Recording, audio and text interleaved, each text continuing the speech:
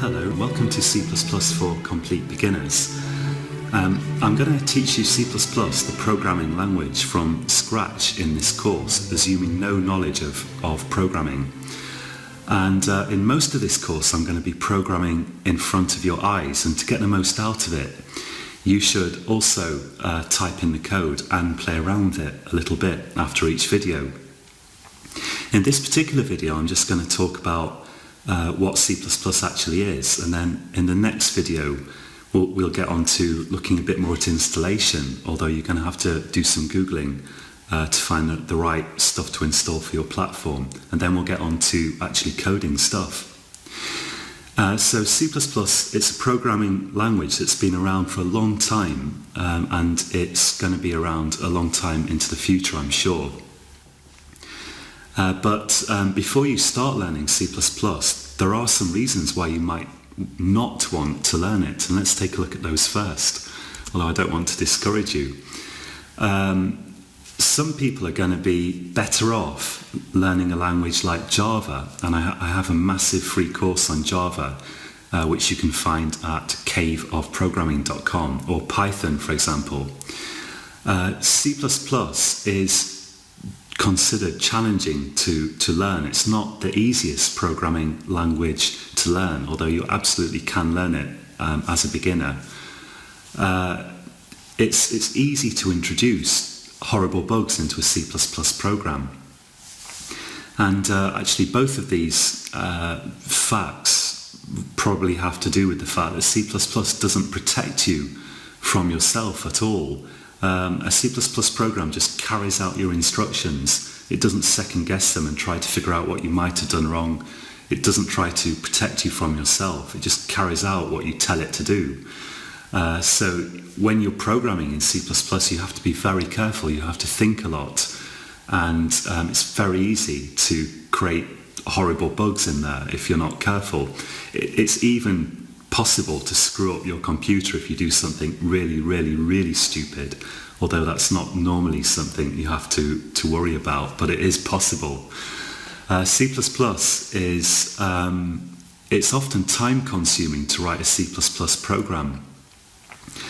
That's not necessarily the case, but in my experience, if you want to get something done, it's often quicker to use what you might call a slightly higher level language like Java or Python that kind of does protect you from yourself more and gives you more sort of facilities that are immediately easy to use.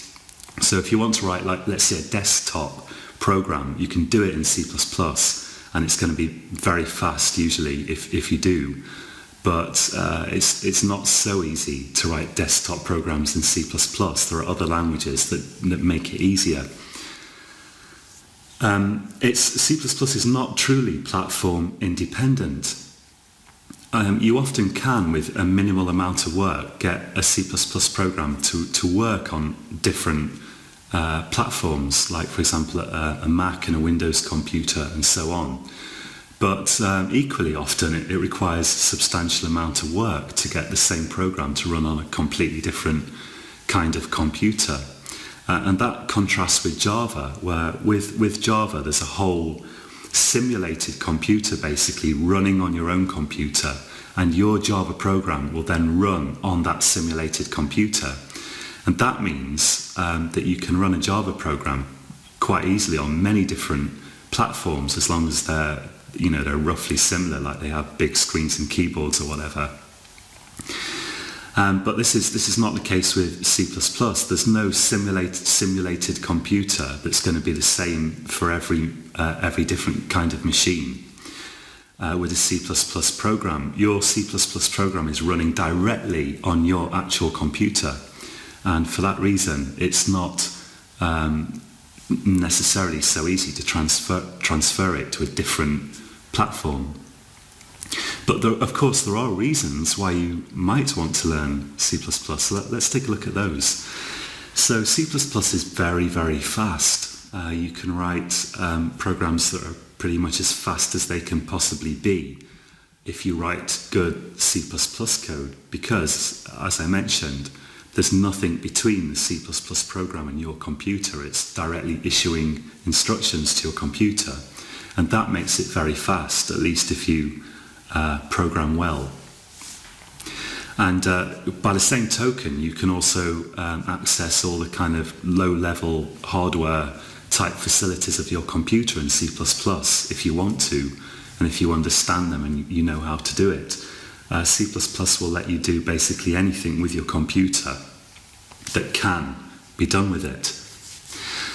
So because C++ is fast and it's efficient, and also in terms of memory, if you write it correctly, as well as in terms of speed and processing power, that means that you can get a lot of processing done in a short time with a C++ program. So typically a C++ program is going to be much faster than Java or Python or something like that. Again, with the caveat that you have to write it well in the first place.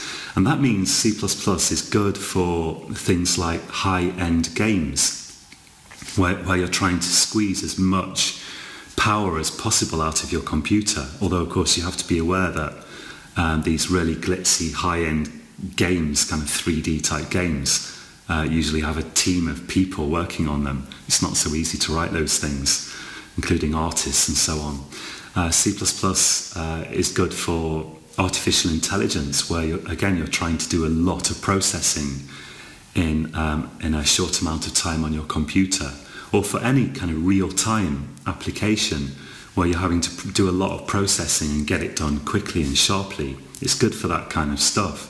And for that matter, if you do write Windows kind of desktop programs in C++, usually you can expect them to run very crisply and to be very responsive, because C++ is fast. And you can write device drivers in C++, because again you have the ability to access your hardware in C++.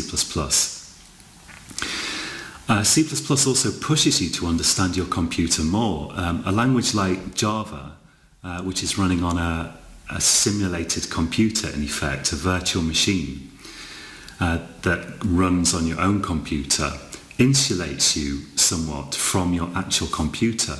There's no such insulation in C++. So when you learn C++, you do usually learn more and more about your computer. And finally, learning C++ is a bit of a badge of honour among programmers. I mean, you'll get guys who say, oh, C++, why are you bothering with that? Java's so much nicer and so on. But I think even those guys are mostly secretly impressed if you know C++.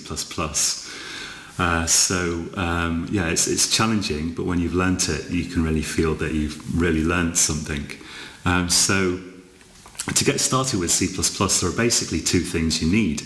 And a lot of the best stuff is free, and I'm going to be using free stuff in this course.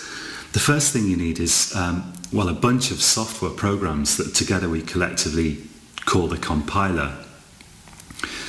We're going to write C++ programs as text files, as what we call source code files. And then we use some software, the compiler, to turn those text files into a computer program. And there's a choice of different compilers. The compiler that I'm going to be using for these tutorials is the GNU compiler. The G is actually pronounced in GNU, I believe. It's some sort of strange acronym. That compiler is known as GCC, or also G++. GCC was originally designed for creating a language, for compiling a computer language called C. And later on, extensions were added to C to create C++. And then extensions were built into GCC to create G++. So now they're the same program. You use GCC to compile C++ programs as well as C. And just as a side note here, it seems like no one's really sure why C++ is called C++, but in George Orwell's book, 1984, if something's really good, then you say it's plus plus, like, I don't know, Ice cream would be really good ice cream. And because C++ was built on top of a language called C, therefore you have C++. Maybe that's the reason. I don't know. So I'm going to be using the GNU G++ compiler. And that runs on Unix type systems. And I'm using a Mac, which is a Unix type system these days. If you're using Windows, you can use MinGW. It's also free. And that stands for, I think, Minimal GNU for Windows. And it's the same compiler, just ported to Windows. There's also Visual C++. That's very popular. And you probably can follow these tutorials using Visual C++. I believe there's a free express version that lacks some features, but you can use that for these tutorials. But there are going to be some differences, which I'll try to point out where I'm aware of them as you go along. But if you're using Visual C++, it's going to look a little different. Things are going to be a little different. And occasionally the actual syntax of the language, well, not the syntax, but some of the things that you have to type are going to be a little bit different with Visual C++. But I can highly recommend GNU, the GNU compiler, G++, because it's widely used in the industry, possibly even more so than Visual C++. It's an industry standard and it's completely free, and you can absolutely rely on it. So that's the compiler. That's the software that turns your source code, the stuff you type, into a program. But you're also going to need an IDE, which this stands for Integrated Development Environment, and that's kind of the equivalent of Microsoft Word, if you like, for computer programming. So you'll type your source code, as we call it, into the IDE, and then press a button, and that will, behind the scenes, use your compiler to create the actual computer program. And the IDE that I'll be using in these tutorials is the Eclipse CDT, which stands for C++ Development Toolchain or something like that, I'm not sure. And again, Eclipse CDT is free. You can also use Visual C++. That's an IDE which comes with its own Visual C++ compiler. On Windows, a very easy option is to use code blocks, but I've never known anyone who uses code blocks professionally, but you definitely could. So that's another, as far as I know, free IDE that you could use. And code blocks makes it pretty easy to install a compiler as well. So if you end up having trouble getting started, code blocks is maybe a good thing to look at. On top of that, you can use IDEs, which are somewhat lower level in a way, like Emacs and Vim. These are kind of editors that you can use for C++ programming, but it's a lot more complicated. And some people swear by these things, but personally, I'm not so keen on them. Although I've used Vim for a couple of years, but I prefer something that looks more like a nicely sort of coloured thing with buttons and stuff. So I'll be using Eclipse CDT. Now in the next tutorial we're going to talk more about installation and things to install. Unfortunately, I can't give you specific instructions because it depends on your choice of compiler and IDE, and it depends on your platform. So I'm using a Mac, but maybe you're using Windows or something else, or Linux. So you'll have to do some Googling probably, but I will give you recommendations about what to install and kind of point you in the right direction to hopefully get you started. So that's it for this tutorial, and until next time, happy coding.